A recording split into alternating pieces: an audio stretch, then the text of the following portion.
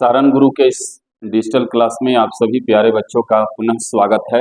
मैं वीरेंद्र बिहारी और क्लास 12 का सेशन अभी हम चला रहे हैं और हम जो एक्सप्लेन कर रहे हैं इनऑर्गेनिक केमिस्ट्री। पिछले क्लास में हमने इंट्रोडक्शन दिया था इनऑर्गेनिक केमिस्ट्री में और आपको इनऑर्गेनिक केमिस्ट्री में पढ़ना क्या क्या है, क्लास 12 का सिलेबस क्या है, इन सारी बातों का एक्सप्लेनेशन हमने अपने प्रीवियस वीडियो में किया है। ये दूसरा सेकंड वीडियो है मेरा क्लास 12 का। तो यदि आपको प्रीवियस वीडियो के बारे में जानना है तो आप पिछले वीडियो में जाकर के इसका एक्सप्लेनेशन देख सकते हैं। अब आज जो हम आपको पढ़ाने जा रहे हैं वह है पी ब्लॉक का जनरल कैरेक्टरिस्टिक्स। क्या क्या जनरल कैरेक्टरिस्टिक्स हैं, इनके प्रॉपर्टीज क्या क्या हैं पी ब्लॉक का, इसका हम एक्सप्लेनेशन आज के क्लास में करेंगे। पिछले क्लास में हमने इनऑर्गेनिक केमिस्ट्री का एक इंट्रोडक्शन दिया था। इनऑर्गेनिक केमिस्ट्री पढ़ने के लिए हमने पिछले क्लास में भी आपसे कहा था और अगेन आज भी आपसे कह दे रहे हैं कि दो टॉपिक्स पर आपका विशेष फोकस होना चाहिए। पहला जो टॉपिक है इनऑर्गेनिक पढ़ने के लिए वह है पीरियोडिक टेबल। पीरियोडिक टेबल की जानकारी आपको होनी चाहिए, मॉडर्न पीरियोडिक टेबल का। और मॉडर्न पीरियोडिक टेबल में जो फिजिकल ट्रेंड्स हैं, केमिकल ट्रेंड्स हैं, वे ग्रुप में और पीरियड में कैसे वैरी करते हैं, इसकी भी जानकारी आपको होनी चाहिए। दूसरी महत्वपूर्ण बात, आपको केमिकल बॉन्डिंग की जानकारी अति आवश्यक है इनऑर्गेनिक पढ़ने के लिए।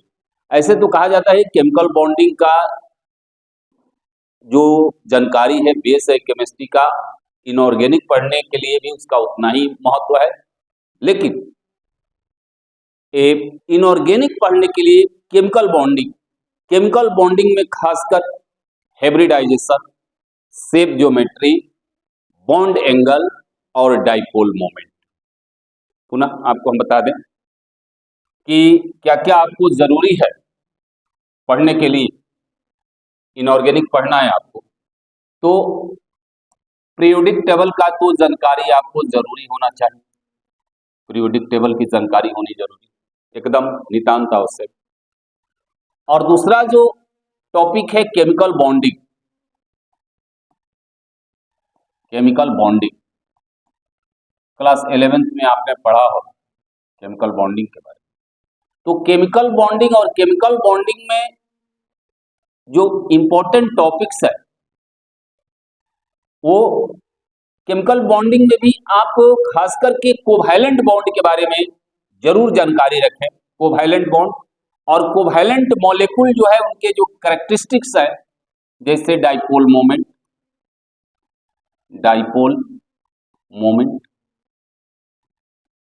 यहीं से आपको पोलर और नॉन पोलर की जानकारी होगी। नॉन पोलर एंड पोलर, कौन पोलर है कौन नॉन पोलर है। उसके बाद हाइब्रिडाइजेशन, शेप, जब शेप आ जाएगा तो शेप के ही अंदर बॉन्ड एंगल आ जाएगा, बॉन्ड एनर्जी आ जाएगा शेप। तो इन सारी बातों की जानकारी आपको होनी जरूरी है यदि आप इनऑर्गेनिक में इंटरेस्ट रखते हैं। यदि ये सारे खासकर कोवैलेंट बॉन्ड जो है, कोवैलेंट बॉन्ड, केमिकल बॉन्डिंग में कोवैलेंट बॉन्ड जो है, कोवैलेंट बॉन्ड पर आपका विशेष फोकस होना चाहिए। कोवैलेंट बॉन्ड और कोवैलेंट बॉन्ड के ही कैरेक्टरिस्टिक में आता है dipole moment, polar, non polar, hybridisation, shape.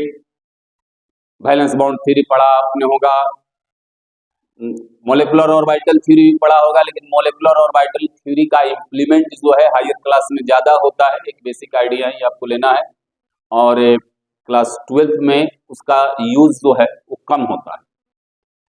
तो इन सारी बातों की जानकारी आपको जरूरी है। पीरियोडिक टेबल, पीरियोडिक टेबल में हमने पिछले क्लास में भी आपसे कहा है कि पीरियोडिक टेबल को आप ग्रुप वाइज जरूर रट जाए, ग्रुप वाइज जरूर रट जाए। चलिए, तो ये जो आपने कहा कि इतनी जानकारी हमको, बेसिक जानकारी जरूरी है। यदि इन बेसिक जानकारी में आपको कहीं पर कोई कंफ्यूजन है या यदि आप इसको नहीं समझ पाते हो कि डाइपोल मोमेंट क्या है, पोलर नॉन पोलर क्या है, हाइब्रिडाइजेशन क्या है, शेप कैसे डिटरमाइन करते हैं किसी मॉलिक्यूल का, यानी वैलेंस बॉन्ड थ्योरी, तो आप सिग्मा बॉन्ड क्या होता है, पाई बॉन्ड क्या होता है, बॉन्ड एनर्जी क्या होता है, तो आप कमेंट में जरूर लिखें।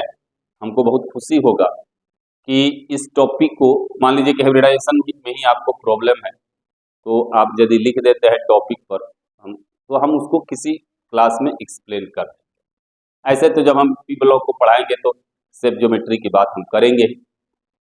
चलिए, तो आज लेक्चर नंबर 2 हम शुरू करने जा रहे हैं पी ब्लॉक का, और इस लेक्चर नंबर 2 में हम जनरल कैरेक्टरिस्टिक्स की बात करते हैं। तो जनरल कैरेक्टरिस्टिक्स में पी ब्लॉक में किस एलिमेंट्स को रखा जाता है, पिछले ही क्लास में हमने बताया कि ये जो 118 एलिमेंट्स हैं, these elements are arranged in a well defined table according to their physical and chemical property. उनके फिजिकल प्रॉपर्टी और केमिकल प्रॉपर्टी के आधार पर एक टेबल में सजाया गया, जिस टेबल का नाम दिया गया पीरियोडिक टेबल। तो पी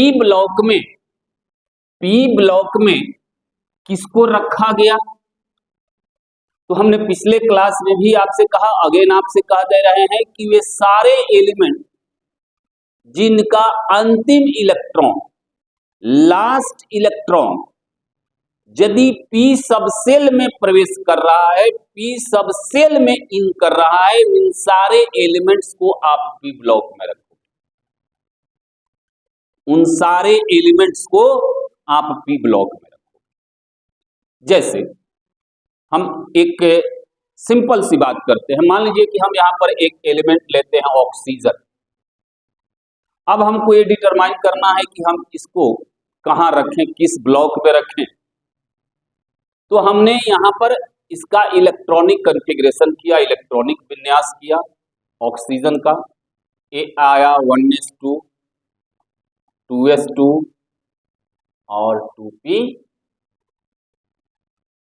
2p4। ठीक, तो देखिए ये ऑक्सीजन का लास्ट इलेक्ट्रॉन कौन होगा, तो 8वां इलेक्ट्रॉन होगा। 8वां इलेक्ट्रॉन, अंतिम इलेक्ट्रॉन कौन होगा, अरे ऑक्सीजन के पास क्या होगा, 1 2 3 4 5 6 7 8, 8वां जो होगा वो क्या होगा, अंतिम इलेक्ट्रॉन, लास्ट इलेक्ट्रॉन होगा। तो लास्ट इलेक्ट्रॉन जो है, 8वां इलेक्ट्रॉन, वो कहां इन कर रहा है, कहां प्रवेश कर रहा है, पी सबसेल में। तो वे सारे एलिमेंट जिसका अंतिम इलेक्ट्रॉन पी सबसेल में इंटर करे, इंटर्स इन पी सबसेल, इन सभी एलिमेंट्स को हम पी ब्लॉक में रखेंगे। ठीक, उन सभी एलिमेंट्स को हम कहां रखेंगे, पी ब्लॉक। अगेन आपको हम बता दें, सबसेल ब्लॉक डिटरमाइन करता है, सबसेल ब्लॉक डिटरमाइन करता है, वैलेंस इलेक्ट्रॉन ग्रुप डिटरमाइन करता है, और सेल जो है, सेल कक्ष जिसको हिंदी में कहते हो, सेल जो है कक्ष, वह पीरियड डिटरमाइन करता है। सिंपल सी बात। तो ये सारे एलिमेंट्स जिसका अंतिम इलेक्ट्रॉन पी सबसेल में इन कर रहा है, पी सबसेल में इंटर कर रहा है, उनको आप कहां रखोगे, पी ब्लॉक में रखोगे। अब देखिए, अब हमको मालूम है कि ये जो पी सबसेल हैं, ये पी सबसेल में आप 1 इलेक्ट्रॉन रख सकते हो, 2 रख सकते हो, 3 4 5 और 6।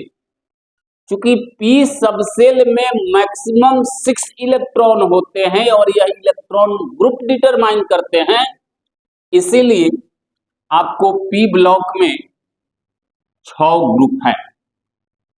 पी ब्लॉक में कितने ग्रुप हैं? 6 ग्रुप हैं। क्वेश्चन आपसे करता है ऑब्जेक्टिव क्वेश्चन में कि पी ब्लॉक में कुल कितने ग्रुप्स हैं, तो 6 ग्रुप हैं। कौन कौन ग्रुप है?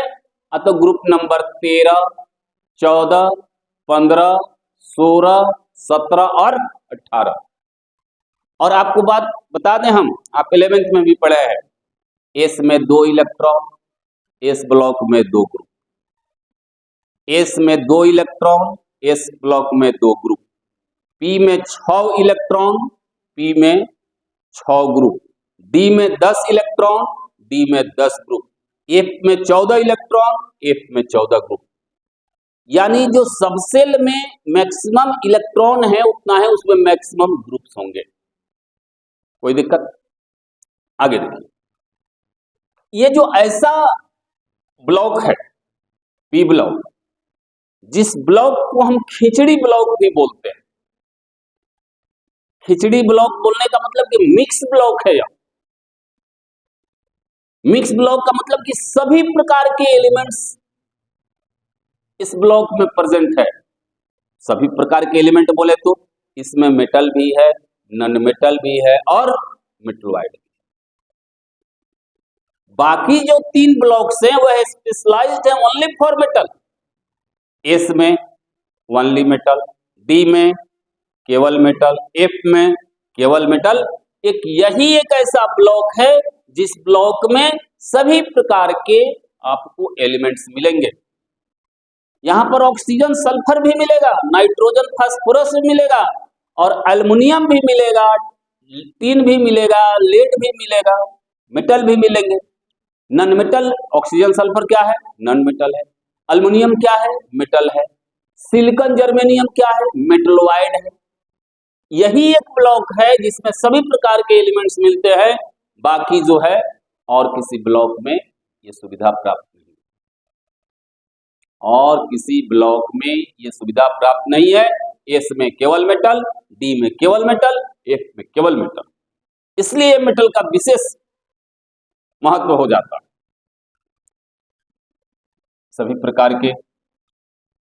अब चलिए जनरल कैरेक्टरिस्टिक्स के अगला जो सबसे महत्वपूर्ण क्वेश्चन आपसे पूछता है, और वो सबसे महत्वपूर्ण चीज है कि पी ब्लॉक का जनरल इलेक्ट्रॉनिक कॉन्फ़िगरेशन क्या होता है। तो पी ब्लॉक का जनरल इलेक्ट्रॉनिक कॉन्फ़िगरेशन होता है NH2 Np126।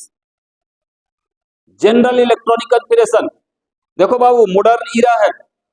पहले हम इलेक्ट्रॉनिक कॉन्फ़िगरेशन 2n² के फॉर्म में लिखते थे, लेकिन प्रेजेंट में हम इलेक्ट्रॉनिक SPDF में लिख रहे हैं। अब SPDF में अभी मॉडर्न ईरा जो चल रहा है, इस मॉडर्न समय में आप जो इलेक्ट्रॉनिक कॉन्फ़िगरेशन लिखोगे तो केवल वैलेंस इलेक्ट्रॉनिक कॉन्फ़िगरेशन लिखोगे। पूरा डिटेल्स इलेक्ट्रॉनिक कॉन्फ़िगरेशन लिखने की जरूरत नहीं है। और हमको ये भी मालूम है कि only valence electrons are take part in chemical bonding. केवल वैलेंस इलेक्ट्रॉन काम के इलेक्ट्रॉन है जो बॉन्डिंग में भाग लेते हैं, इसीलिए केवल वैलेंस इलेक्ट्रॉन का इलेक्ट्रॉनिक कॉन्फ़िगरेशन लिखा जा रहा है। जैसे मान लीजिए कि हमको अब ये जो जनरल इलेक्ट्रॉनिक कॉन्फ़िगरेशन लिखा हुआ है NH2 Np126, इसमें N क्या है? तो N जो है ये पीरियड को इंडिकेट करता है। N क्या है बेटा? पीरियड को इंडिकेट करता है। और ये 2, अब जैसे मान लीजिए कि हम बात कर रहे हैं ऑक्सीजन का इलेक्ट्रॉनिक कॉन्फ़िगरेशन, अभी इसके पहले भी हमने बताया, ठीक है, ऑक्सीजन का इलेक्ट्रॉनिक। तो हमको मालूम है, हमने कहा है कि आपको पीरियोडिक टेबल ग्रुप वाइज याद करना पड़ेगा।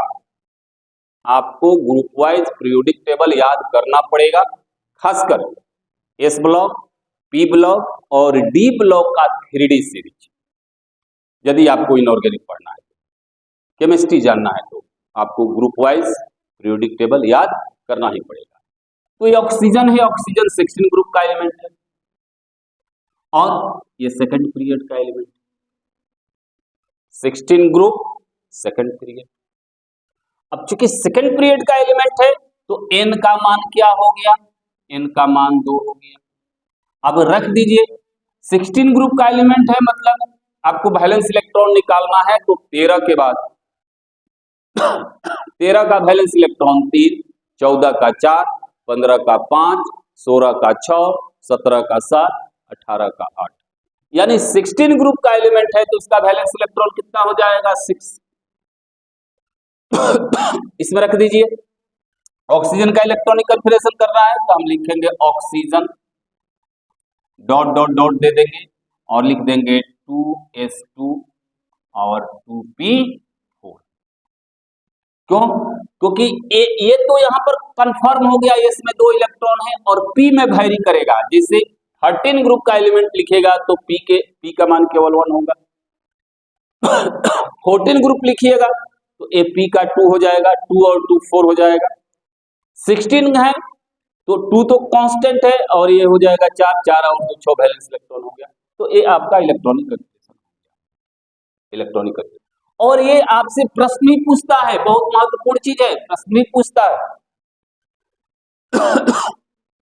चूंकि 12th में पी ब्लॉक पढ़ना है, डी ब्लॉक पढ़ना है, ए ब्लॉक पढ़ना है तो इन तीनों का जनरल इलेक्ट्रॉनिक कन्फिगरेशन निश्चित पूछता है। पी ब्लॉक का NH2NP126, डी ब्लॉक का आगे बताएंगे, ए ब्लॉक का आगे बताएंगे, लेकिन ये तीनों पूछता है, 3 में से एक तो निश्चित क्वेश्चन पूछता है। अब चलिए जनरल ट्रेंड्स क्या है, तो जनरल ट्रेंड्स आप 11th में भी पढ़े होइएगा। अब देखिए एटॉमिक साइज की हम बात करते हैं, एक एक बात हम आपको जनरल ट्रेंड में बता दे रहे हैं। देखिए ये आपका पी ब्लॉक हो गया, ये आपका बेटा जी पी ब्लॉक। अब ये पी ब्लॉक में ये जो हम ऊपर से नीचे ऐसे लिखे हैं ये ग्रुप हो गया, और ये जो हम लेफ्ट टू राइट जा रहे हैं ये पीरियड हो गया। चलिए ये पीरियड हो गया।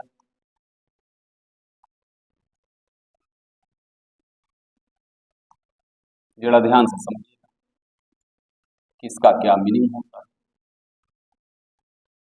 देखिए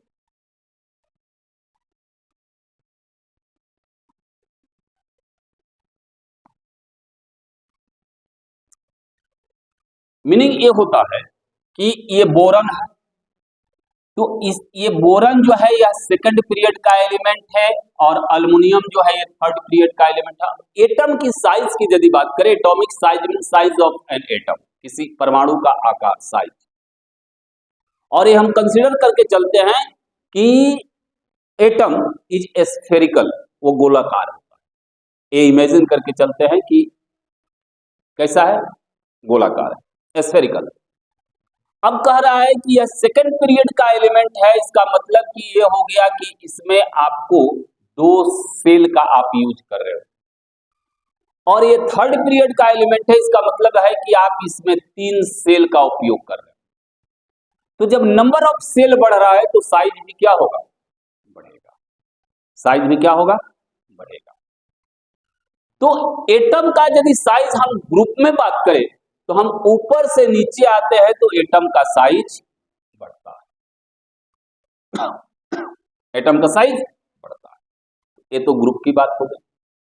अब पीरियड की बात यदि हम करें, यानी यहां पर हम ये देख रहे हैं कि इसका एटॉमिक नंबर बढ़ रहा है तो एटम का साइज बढ़ रहा है ग्रुप में।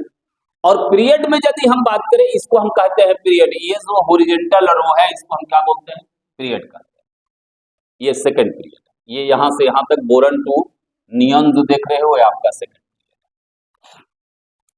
तो पीरियड में यदि हम बात करें, यहां तो आपको बहुत आसानी से समझ में आया, क्योंकि इसमें 2 सेल का उपयोग होगा, इसमें 3 सेल का उपयोग होगा, इसमें 4 सेल लगेंगे, इसमें 5 सेल लगेंगे, इसमें 6 सेल लगेंगे इलेक्ट्रॉन को बांटने के लिए। तो ये ऊपर से नीचे आते हैं तो साइज बढ़ता है। अब यदि हम पीरियड में बात करें कि पीरियड में कैसे बढ़ता और घटता है, पीरियड की यदि बात करें तो पीरियड में हम जैसे जैसे ये लेफ्ट टू राइट आते हैं, सॉरी राइट टू लेफ्ट आते हैं, एटम का साइज बढ़ता है। जबकि atomic number left to right बढ़ रहा है, यानी एटॉमिक नंबर हम बात करें तो इसका 7 हो गया, ये 8 हो गया, ये 9 हो गया, ये 7 हो गया, ठीक है, ये 6 हो गया, ये 5 हो गया। है बेटा। तो इधर से इधर हम यदि जा रहे हैं तो एटॉमिक नंबर बढ़ रहा है लेकिन एटॉमिक साइज घट रहा है। अब कहिएगा कि ऐसा क्यों होता है, ऐसा क्यों होता है? जबकि यहां पर हम ऊपर से नीचे आ रहे हैं 5 6 13, यहाँ ऊपर से नीचे हम आ रहे हैं तो एटॉमिक नंबर बढ़ने के साथ साथ एटॉमिक साइज बढ़ रहा है, लेकिन यहाँ पर एटॉमिक नंबर बढ़ने के साथ एटॉमिक साइज घट रहा है। ऐसा थोड़ा देर के लिए देखिए, एकदम सिंपल सी बात। होता क्या है कि ये माना जाता है कि मान लीजिए कि हम बोरन की बात करें और यहाँ कार्बन की बात करें, इसका एटॉमिक नंबर 5, इसका एटॉमिक नंबर 6। एटॉमिक नंबर का अर्थ होता है इलेक्ट्रॉन की संख्या या प्रोटॉन की संख्या, इलेक्ट्रॉन की संख्या या प्रोटॉन की संख्या। तो इसके पास 5 इलेक्ट्रॉन और 5 प्रोटॉन है और इसके पास 6 इलेक्ट्रॉन और 6 प्रोटॉन है, 6 इलेक्ट्रॉन और 6 प्रोटॉन है। अब क्या होता है कि आपको मालूम है कि प्रोटॉन पर पॉजिटिव चार्ज होता है, न्यूक्लियस में होते हैं, और इलेक्ट्रॉन पर नेगेटिव चार्ज होता है, न्यूक्लियस से बाहर होते हैं। तो चूंकि 6 इलेक्ट्रॉन को खींच रहा है, इसलिए यहाँ पर इस कार्बन का जो न्यूक्लियस है, इसका न्यूक्लियस जो होता है मोर इफेक्टिव हो जाता है इलेक्ट्रॉन एटॉमिक नंबर बढ़ जाने के कारण। तो जब वो ज्यादा इफेक्टिव हो जाता है न्यूक्लियस, इसलिए वह आउटर सेल को अपने तरफ अट्रैक्ट करता है और अट्रैक्ट करने के चलते उसका साइज क्या हो जाता है, छोटा हो जाता है।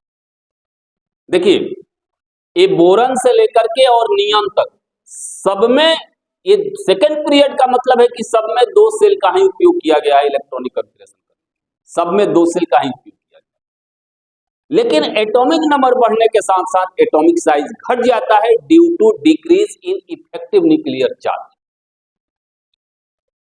यानी फ्लोरीन का न्यूक्लियस मोर इफेक्टिव है इन कंपैरिजन टू ऑक्सीजन। जब ज्यादा इफेक्टिव हो गया न्यूक्लियस, क्योंकि इसका एटॉमिक नंबर 9 है, 9 प्रोटॉन उसके न्यूक्लियस में प्रेजेंट, सेंटर में प्रेजेंट है, और वह इलेक्ट्रॉन को मोर स्ट्रांगली अपने तरफ खींचते हैं। जब मोर स्ट्रांगली अपने तरफ खींचते हैं तो फ्लोरीन का साइज क्या हो जाता है। तो अब इसको हम संक्षेप में दिखाते हैं, ऐसे ऊपर से नीचे ऐसे दिखा दिया, एक ग्रुप को इंडिकेट करता है, ऐसे कर दिया, ये राइट हो गया, ये लेफ्ट हो गया, तो पीरियड में राइट, कोई दिक्कत। अब देखिए, अब उसी तरीके से एक टर्म और आता है, एकदम ध्यान से समझिएगा, एक टर्म और आता है और वह है IP, ionization potential.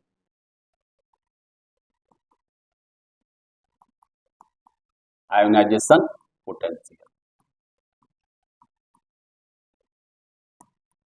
Ionization potential. अब ये आयोनाइजेशन पोटेंशियल क्या है? तो पोटेंशियल मींस कैपेबिलिटी, या इसको आयोनाइजेशन इंथैल्पी भी कहा जाता है, इंथैल्पी भी कहा जाता है, आयोनाइजेशन इंथैल्पी भी कहा जाता है। तो आयोनाइजेशन इंथैल्पी को आप प्रीवियस क्लास में भी डिफाइन किए होइएगा कि आउटर मोस्ट सेल से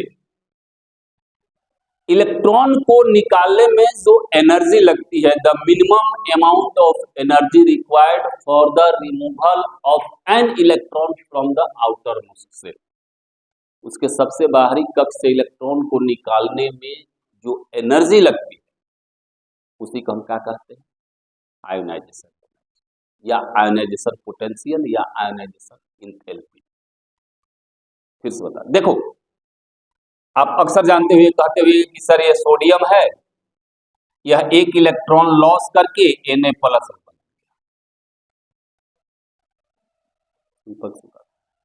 ये सोडियम है, यह एक इलेक्ट्रॉन लॉस करके Na प्लस में बदल गया। तो एक इलेक्ट्रॉन जब यह सोडियम लॉस करेगा तो आपको मालूम है कि यहाँ इसका न्यूक्लियस है, यह इलेक्ट्रॉन है, इलेक्ट्रॉन पर नेगेटिव, न्यूक्लियस में प्रेजेंट, प्रोटॉन पर positive, due to opposite charge इस इलेक्ट्रॉन को प्रोटॉन अपने तरफ खींचेगा।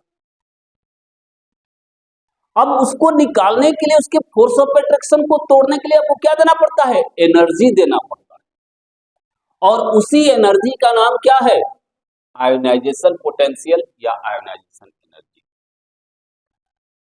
ठीक है, आयोनाइजेशन पोटेंशियल या ionisation energy.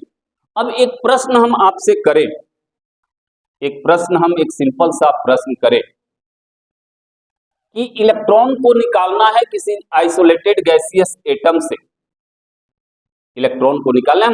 By the way हमने यहाँ पर एक एटम लिख दिया, उसका साइज दे दिया ये, और दूसरा एटम हमने ये दे दिया, इसमें 3 सेल है, एक इलेक्ट्रॉन यहां से निकालना है, एक इलेक्ट्रॉन यहां से निकालना है।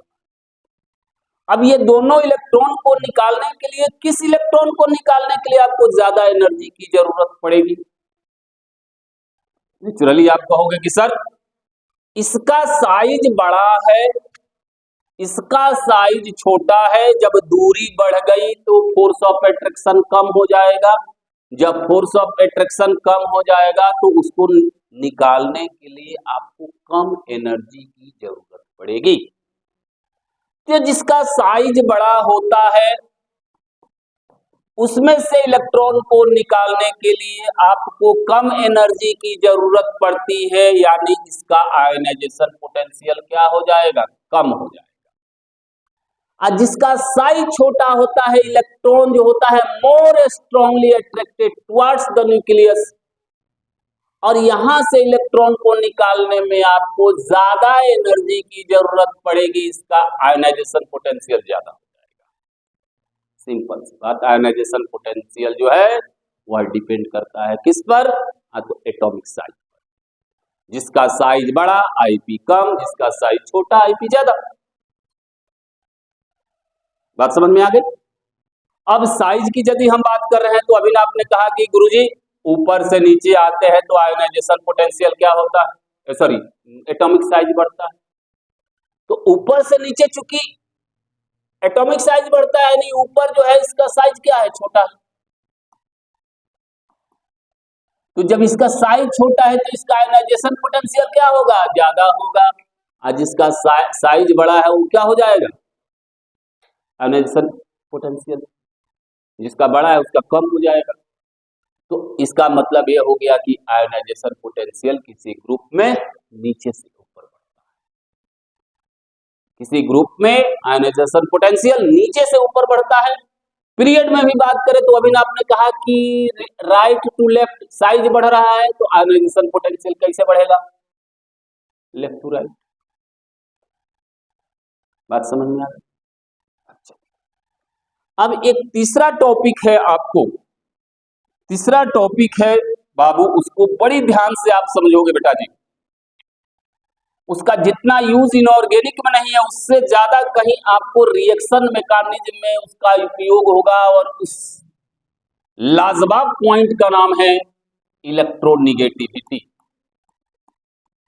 हाँ, एक बात बता दें आपको, आईपी के कुछ एक्सेप्शंस हैं, आयनाइजेशन पोटेंशियल के कुछ एक्सेप्शंस हैं, और वह एक्सेप्शंस आपको ऑक्सीजन और नाइट्रोजन के रेस्पेक्ट में मिलेंगे। ऑक्सीजन और नाइट्रोजन के रेस्पेक्ट में मिलेंगे, आगे हम जब ग्रुप में जाएंगे तो उसको बता देंगे। ये बहुत लाजवाब एक टॉपिक है, इलेक्ट्रोनिगेटिविटी। इस टॉपिक का केमिस्ट्री में जवाब नहीं। इलेक्ट्रोनिगेटिविटी टर्म का केमिस्ट्री में जवाब नहीं है। टॉपिक लाजवाब है, केवल इनऑर्गेनिक के लिए नहीं, जितना ज्यादा इसका यूज इनऑर्गेनिक में है उससे कहीं ज्यादा ऑर्गेनिक और मॉलिक्यूल को एक्सप्लेन करना। आप कहोगे कि गुरुजी ये इलेक्ट्रोनिगेटिविटी होता क्या है? सुन लो मेरी बात। कोई कोवैलेंट बॉन्ड है और वह मॉलिक्यूल है और उसमें कोवैलेंट बॉन्ड मौजूद है। मान लिया कि हमने यहां HF लिख दिया, तो इस शेयर्ड पेयर ऑफ इलेक्ट्रॉन को अपने तरफ खींचने की जो क्षमता होती है उसी को इलेक्ट्रोनिगेटिविटी बोलते हैं। Withdrawing tendency of shared pair of electron, उस पेयर इलेक्ट्रॉन को, जो शेयर्ड पेयर ऑफ इलेक्ट्रॉन है, जो साझेदारी के इलेक्ट्रॉन है, उसको अपने तरफ खींचने की जो क्षमता होती है उसी क्षमता का नाम है इलेक्ट्रोनिगेटिविटी। एकदम इलेक्ट्रोनिगेटिविटी टर्म में कोई कंफ्यूजन नहीं होना चाहिए। सिंपली आप ये समझिए कि कभी कभी आप रस्सा कस्सी का खेल देखते हुएगा ना, एक पहलवान इधर होता है, कुछ पहलवान उधर होते हैं, बीच में रस्सी होता है, अपने तरफ खींचता है, वो अपनी तरफ खींचता है। बस ये बीच का रस्सी है, एक पहलवान ये है, एक पहलवान ये है, इस रस्सी को कोई अपने तरफ खींच रहा है, कोई अपने तरफ खींच रहा है। तो बेटा जी रस्सा कस्सी में होता क्या, जो मजबूत पहलवान होता है रस्सी को अपने तरफ खींचता है। सिमिलरली जो इसमें मजबूत होगा इस शेयर्ड पेयर ऑफ इलेक्ट्रॉन को अपने तरफ खींचेगा, और इसी खींचने की जो टेंडेंसी होती है उसी का दूसरा नाम है इलेक्ट्रोनेगेटिविटी। विथड्रॉइंग टेंडेंसी, विथड्रॉ मतलब खींचना, विथड्रॉल फॉर्म भरता है ना, बैंक में जाते हो तो पैसा खींचने का फॉर्म भरता है। Withdrawing tendency of shared pair of electron, इस शेयर्ड पेयर ऑफ इलेक्ट्रॉन को अपने तरफ खींचने की जो टेंडेंसी होती है उस टेंडेंसी का दूसरा नाम इलेक्ट्रोनेगेटिविटी। अब सवाल ये उत्पन्न होता है कि इलेक्ट्रोनेगेटिविटी हम कैसे डिटरमाइन करें। प्रिय बच्चों देखो, इलेक्ट्रोनेगेटिविटी कैसे डिटरमाइन करेंगे, एकदम सिंपल सा। ये बेटा ये इलेक्ट्रॉन का शेयरिंग है, एक इलेक्ट्रॉन ए दिया है, इलेक्ट्रॉन ए दिया है, और इलेक्ट्रॉन पर निगेटिव, इलेक्ट्रॉन पर निगेटिव, और प्रत्येक एटम के न्यूक्लियस में क्या मौजूद है, पॉजिटिवली चार्ज प्रोटॉन है। बात समझ में आई? पॉजिटिवली चार्ज प्रोटॉन कहां मौजूद है, एटम के सेंटर में। और आपको यूनिवर्सल ट्रूथ रूल मालूम होगा कि अपोजिट चार्ज के बीच में क्या होता है, फोर्स ऑफ अट्रैक्शन होता है। यानी जिसका न्यूक्लियस में जितना स्ट्रांग होगा, जितना इफेक्टिव होगा, जितना मजबूत होगा उसका न्यूक्लियस, वह उतना ही ज्यादा इलेक्ट्रॉन को अपने तरफ खींचेगा। बात समझ में आ गई? उतना ही ज्यादा वो अपने तरफ इलेक्ट्रॉन को खींचेगा। अब इसमें न्यूक्लियस किसका कितना स्ट्रांग है, तो अब न्यूक्लियस पर उसमें नंबर ऑफ प्रोटॉन्स कितने हैं और उसका साइज क्या है। साइज क्या है, साइज छोटा है, प्रोटॉन की संख्या अधिक है, वह ज्यादा स्ट्रांग उसका न्यूक्लियस है, वो ज्यादा शेयर्ड पेयर ऑफ इलेक्ट्रॉन को अपने तरफ खींचेगा। अब किसी ग्रुप की हम बात करें तो किसी ग्रुप में हम चूंकि नीचे से ऊपर आते हैं तो साइज बढ़ता है, इसलिए इलेक्ट्रोनेगेटिविटी जो है ये नीचे से ऊपर जाएंगे तो बढ़ेगा। और पीरियड की यदि बात करें तो जस्ट अपोजिट साइज का हो जाएगा, left to right, left to right. बात समझ में? इस इलेक्ट्रोनेगेटिविटी से ही आप डाइपोल मोमेंट डिटरमाइन करोगे, इलेक्ट्रोनेगेटिविटी से ही आप रिएक्शन का मैकेनिज्म ऑर्गेनिक में डिटरमाइन करोगे, मूवमेंट ऑफ इलेक्ट्रॉन, ये सारी बातें। चलिए, तो ये दो टर्म आपने समझा, एटम, तीन term, atomic size, ionization potential और इलेक्ट्रोनेगेटिविटी। अब एक और टर्म आता है, एक और टर्म आता है, और वह टर्म है, आगे हम स्लाइड में आपको दिखा देंगे। एक और टर्म आता है और वह है electron gain enthalpy. Electron gain enthalpy,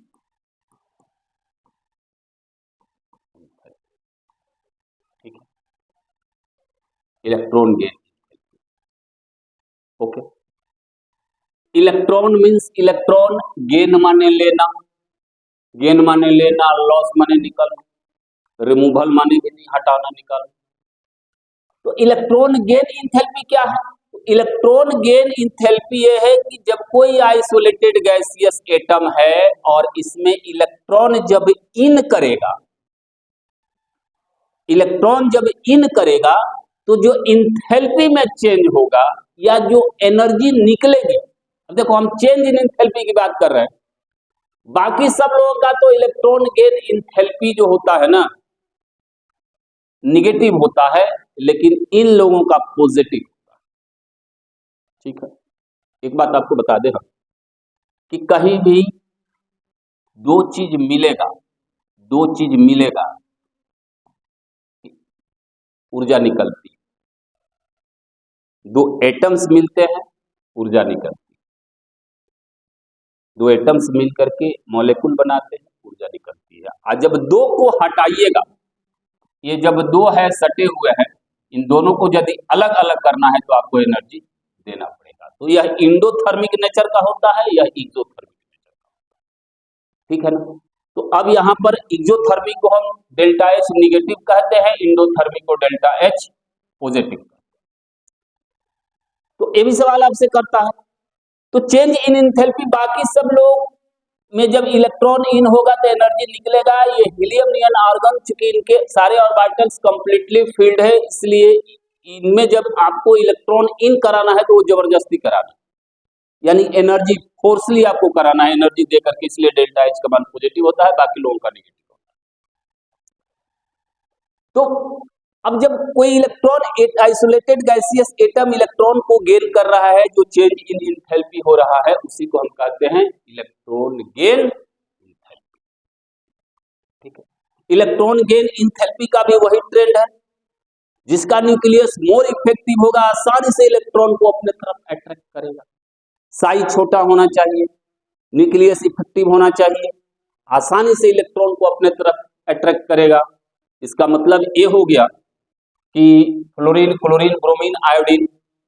अब इसमें यदि हम ग्रुप में बात करें तो न्यूक्लियस, अब बाय द वे हम बात करें साइज पर, कि यह एक एटम है और यह एक एटम है, तो इसका साइज छोटा है, यानी इनकमिंग इलेक्ट्रॉन और न्यूक्लियस के बीच की दूरी कम है, आसानी से प्रवेश कर जाएगा।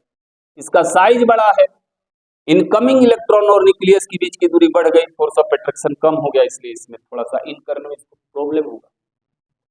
ठीक है। तो चूंकि साइज पर निर्भर कर रहा है, इसलिए हम कह सकते हैं कि इलेक्ट्रॉन गेन एंथैल्पी भी किसी ग्रुप में हम बात करें तो नीचे से ऊपर बढ़ता है, यानी इसमें यदि हम बात करें तो फ्लोरीन का सबसे अधिक होना चाहिए, लेकिन फ्लोरीन से अधिक इलेक्ट्रॉन गेन एंथैल्पी होता है फ्लोरीन का, यह एक्सेप्शनल केस है। इसका स्मॉलर साइज होने के चलते इलेक्ट्रॉन का डेंसिटी बढ़ जाता है फ्लोरीन में, और फ्लोरीन का साइज थोड़ा सा बड़ा हो जाने के चलते इलेक्ट्रॉन डेंसिटी कम होता है एटम के अंदर, तो इसलिए यहां पर इसका इलेक्ट्रॉन गेन एंथैल्पी बढ़ जाता है। तो ग्रुप में नीचे से ऊपर बढ़ेगा, और सिमिलरली पीरियड की हम बात करें तो इन सारी बातों को हम यहाँ एक्सप्लेन कर दी है आपके सामने।